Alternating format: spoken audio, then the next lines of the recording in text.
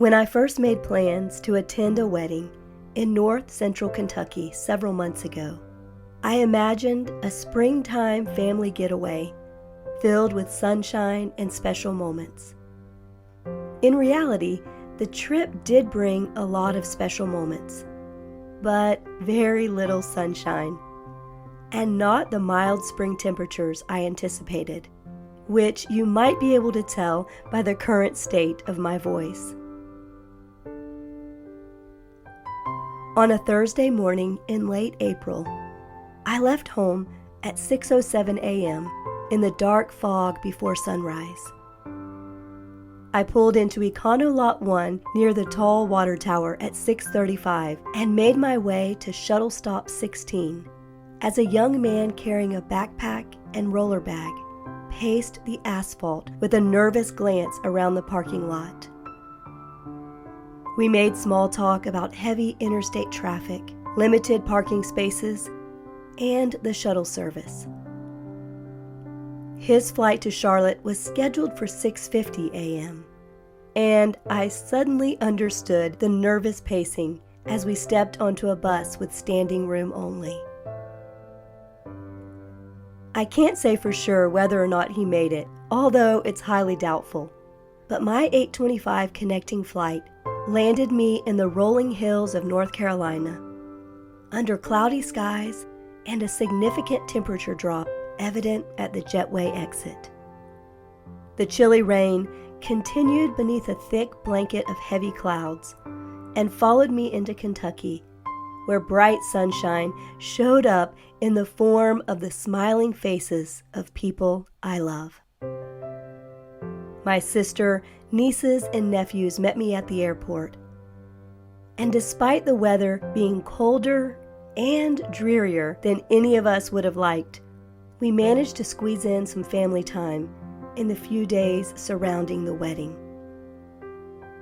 We bundled up and braved the elements for a trip to the park and carried our conversation indoors when we needed a reprieve. Even the wedding day dawned gray, windy, and cold, especially for a Florida girl like me. But inside the church, a warm welcome, a loving spirit, and hearts joined in prayer made all the difference. After the ceremony, though, as the crowd of guests made their way downstairs for a beautiful reception, I witnessed a brief but meaningful shift in the weather pattern. During a quick trip to the van just before dinner was served, I noticed a break in the wind and a bright blue sky over the church. It happened to be while the bride and groom were having photos taken outside. One of those notable moments where a simple, fleeting blue sky caused me to pause, thinking of God's love and recognition on a long-awaited day.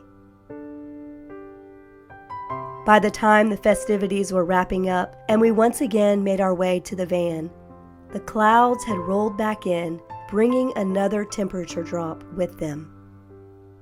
But that special moment stayed with me, and I'm glad to know it was captured as a memorable token for the bride and groom. We spent the rest of the trip reconnecting with old friends and meeting new ones. We attended 2 powerful church services with like-minded people and spent late nights catching up on life.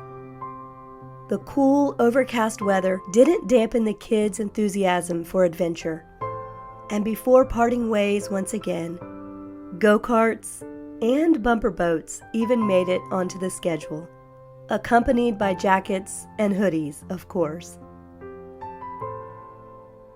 So even though we left spring behind for a while, in exchange for a thick blanket of dark clouds and a small block house with very little heat, I'd say the trade-off was worth it.